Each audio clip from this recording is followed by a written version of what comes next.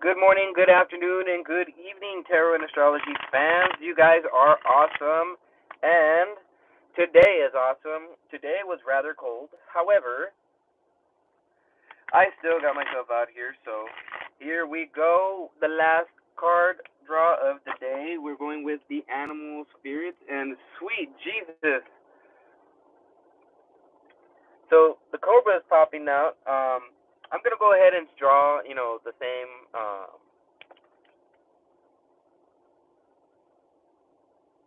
Okay, there's something here about snakes. Something here about snake energy. Snake energy is very intellectual. Um, let's see what we draw. We got a bunch of. Okay, so the card that I have. Okay, interesting. All right, so I think we should go directly into this.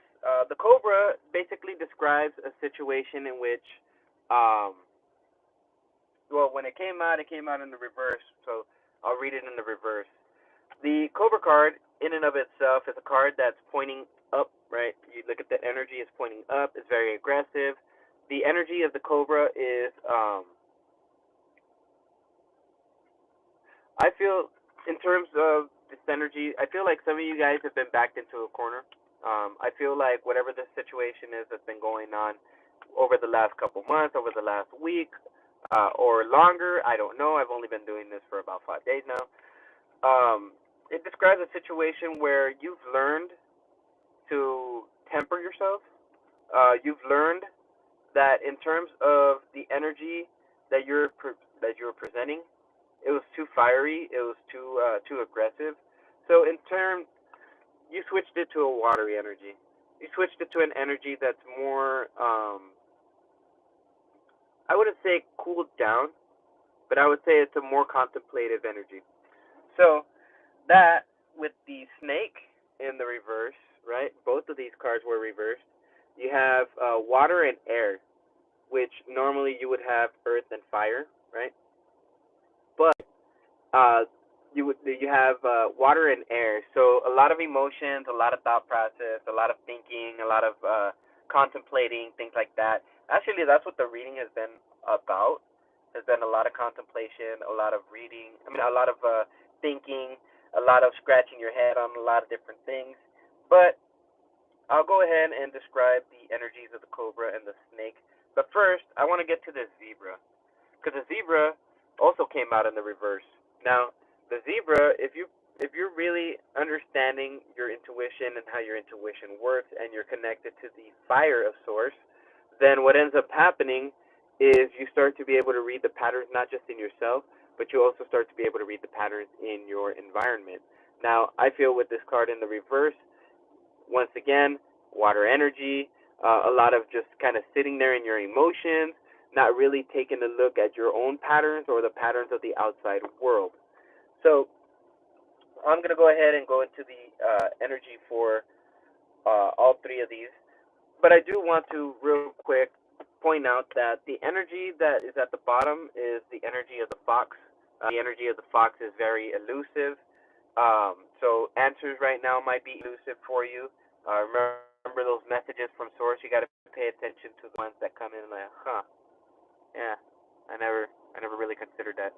So that's how these messages, I believe, are going to come in. The fox is, the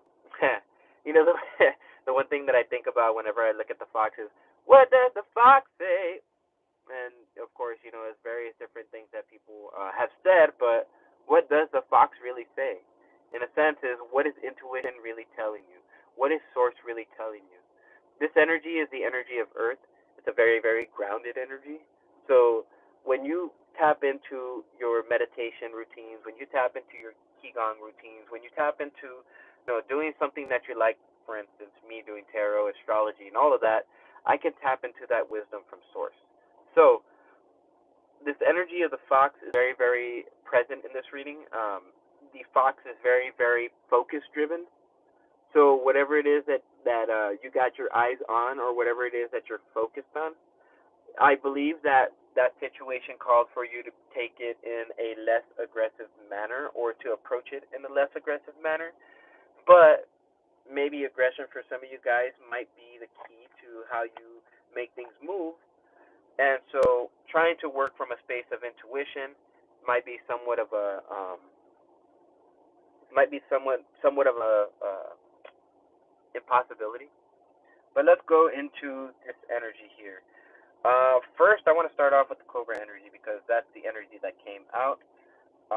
Let's see. Cobra energy is pausing, waiting for the inner teacher. So the Cobra represents a teacher or a spiritual guardian. Obviously, the pixies, the fairy guardians, and all other manner of guardians that are out there. The cobra hovers and watches, ever present, ever protecting, ever loving. The essence of the cobra is found deep within us in the form of the inner teacher and manifests externally in those special guides who led us along our path. What would it feel like to be a student again? Are you ready to learn? Remember the old saying, when the student is ready, the teacher appears. So, whenever you're ready, those messages will start coming in. Now, I want to go ahead and help you learn how to balance this energy. So, how do you know this energy is in balance? Well, you feel like a student of life. You feel like a student of the universe. You feel like there's always something to learn in everything that you see. But not only does that seem to be the case, it makes you wiser and it makes you humbler. So, calming that aggression, allowing yourself to recede into the waters, it not only cools you down, but it also allows you to see things that normally you wouldn't see. Because, if you really if you really think about the people that call themselves teachers, gurus, things like that, very egocentric, very know-it-all. But when you're humble, you don't experience that. You run into people such as, for instance, Sadhguru, or you run into other people who don't really go off the energy of ego. Rather, they are always in a space of learning, and they're always willing to learn from the universe. So that is one of the keys to today, is searching for your inner teacher and allowing that inner teacher to teach you. All right, so the snake, we have to go on to the air signs. The snake. All right, let's see what we get from the snake. The snake is one of those creatures that's connected to the chakras, and this card specifically is chakra based. So let's see the uh, what the energy from the snake shows us. Oh, it's Earth. My bad. All right. So the guardian of unawakened magic and creative potential. See. So everything that's been said lately over the last couple of days is building up your confidence and building up your potential, or actually showing you what your potential is. But I dislike the idea when people say, "Oh, well, you're not living up to your true potential or your full potential." And then I go ahead and ask them back, how do you know what my full potential is? Only I know that, and Source, right? Those are the only two beings in this world, unless you're connecting to somebody else that has the ability to read that energy. No one else in this physical reality is ever going to be able to tell you what your true potential is. So when it comes from a human, disregard it. The snake is a symbol of our highest potential, and it is said that Shakti, our creative life force, lies dormant at the base of our spine, in the form of a coiled snake. Regardless of whether this image rings true for you, and I'll go ahead and hold it up, it's well worth considering the amount of unawakened or untapped potential within. What would life look like if you woke? What would life look like if you woke it up? How can you stir it from slumber? An experienced yoga or meditation teacher can lead the way. Make haste. The snake card appears when there is no more time to waste. Ooh. So then, whatever this is about a teacher, okay. Simplest form of advice: start taking some yoga classes. Start learning qigong from either the internet or another source. Learn how to meditate. Learn how to breathe. As far as the breathing, I would recommend Wim Hof.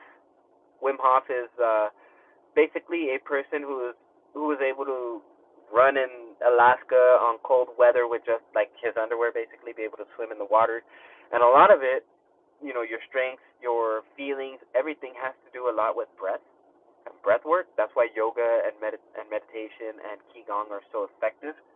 So when in balance, when out of balance, things will stop or start and stop, and there's going to be a lot of different things. So remember what I was saying about when periods of stoppage or halt are there.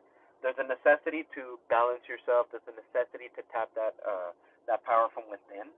So when it's in balance, you'll notice that you're prosperous, or that your energy is prosperous, it's creative, and it's charismatic, confident, right? So to bring it back into balance, if it's ever out of balance, Kundalini yoga and meditation. I've been saying that for the last couple of days, so take what you will. Take it as it resonates. Now let's see. The zebra is the last card that I'm going to be looking at, and sweet Jeebus, we have been getting a lot of information here. I hope this isn't like too. I hope this isn't too much for you guys. I'm already starting to feel a little bit overwhelmed with it. However, I am a tarot reader, and this is my life, so I must proceed as necessary. So let's see: scorpion, lizard, panther, tarantula, camel. Alright, gazelle, cheetah, tiger, cobra, zebra. Alright, so the energy that was coming out today, mostly, this is this card right here, and 1212 on there, so expansion and growth. It comes from creative endeavors and vision, or a visionary attitude. It requires you to be a little bit more eccentric than what you normally are. However, I feel that some of you guys are out of balance with this. Some of you guys might be jaded. Some of you guys might be pouting a lot. Some of you guys might be vain in your attitude. And a lot of the times, this comes about because your enthusiasm, your ability to maintain that childlike disposition. That's the energy that allows for things to materialize into their world pretty effortlessly. And if it doesn't, they don't have expectation that it's there. That's the energy that source is calling you to have. Now, zebras are the most precious of gems. They are young at heart, well cultured, and have an undying curiosity about life. Being in the company of a zebra personality not only is a delight, but also opens our minds. Be prepared. Their potent magic is contagious, and you may soon find yourself in a faraway land, expanding your worldview while having a blast. Zebras also like to contribute to the global health through environmental or volunteer work. This may be a hint to pack your bags. Ooh. So, if you're going to be heading on an adventure soon, if you're going to be putting out art, if you're going to be putting out any type of skill, talent, ability, whatever it is that you're very, very well in tune with and is a part of you, then you're going to need to balance out this energy of feeling jaded, right? Of feeling vain, of anytime things don't go your way, that you start to pout. This energy has to be removed because you have to have an enthusiastic appeal to your own personality, and to have that along with you to know that you're in balance before you can actually impart that energy towards others. Now, very much so, pay attention to the patterns of yourself, but also pay attention to the patterns of the outer world, as this will give you the full scope of information that is necessary to have in order to move forward, and to move forward unencumbered and unhindered. One thing I want to mention here is the energy of the fox. It's smart, it's a strong partner or mate, and it's a wise teacher. So some of you guys might have a partner, whether it's in business, whether it's an intimate relationship, that is smart and that's a wise teacher, and they can help guide you. Or maybe even they're being guided by the pixies and the fairies and all of that. Now, at the base of this reading, the fox is an intelligent creature with plenty of mystique to go around. Fox personalities are skillful in business, so once again, this might be in business, and also make great teachers. They are quick to learn and adapt well to new situations. Foxes are ideal life partners as they commit to relationships for the long term, and their natural charisma keeps things exciting. Fox energy helps us to stay true to those most dear to us. When this card appears, reconnect to those you love. Foxes don't do well when they slip away. So how do you know if somebody's slipping away? If they're sneaky and if they're unsure of their identity. Because when they're not sure of their identity, they're liable to do things that they think are something that would please them or that they think is a part of them but really isn't, but they find out later and are later disappointed. How do you know when this magic is in balance? Well, you have an ingenious teacher who is always sharing information with you. And at the same time, you have a partner who is monogamous, or a business partner who is monogamous, who stays true and loyal to you. How do you bring this into balance? Start building up those partnerships. Start building up those connections. The energy of Aquarius is very, very strong here. And so, real quick, I'm going to go take a look at the astrology chart and find out what's going on with this energy of the fox. Let's see. Energy of the fox. Why is Aquarius important in this reading?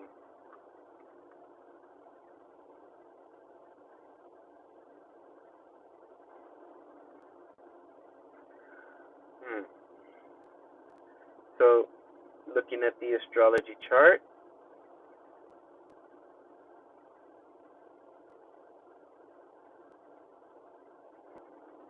Aquarius. Oh, Aquarius is holding Saturn. All right.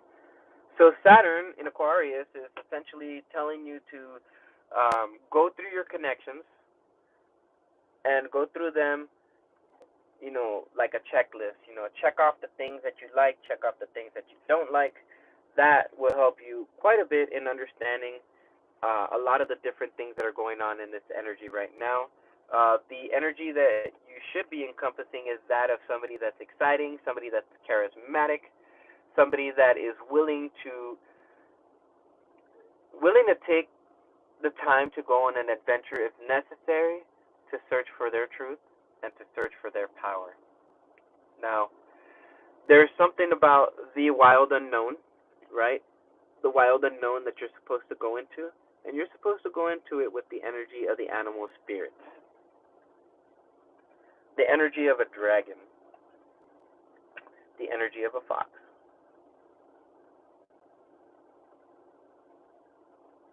This is how you reach success, and this is how you transform your own energy so that you no longer are sad, anxious, depressed, fearful. You're no longer looking for ways to try to change your reality in a sense that, trying to implement things that you think will help it and that only make it worse, right? You remove that energy of pity. You remove that energy that doesn't allow you to focus on love. And that energy is very, very detrimental to Nelly's. The alchemist is very detrimental to anybody who's trying to create anything in their reality. So, if you guys found this helpful, go ahead and hit that like button. Share it if you feel like somebody else can benefit from it. Go ahead and hit that subscribe button and the bell notification if you have not yet. And be on the lookout for more videos. This video is is it for now. I might come up with another video today, but I might not come with any other videos other than these daily draws until after I finish moving. So after the first and all of that. So with that, I hope you guys like this reading. I hope you guys like all of the cards in general, and I hope that you can take the overall message and assimilate it into your being and allow it to help and work miracles in your life. So with that, I am David with Tarot and Astrology for All. I will see you guys on the next video. So until then,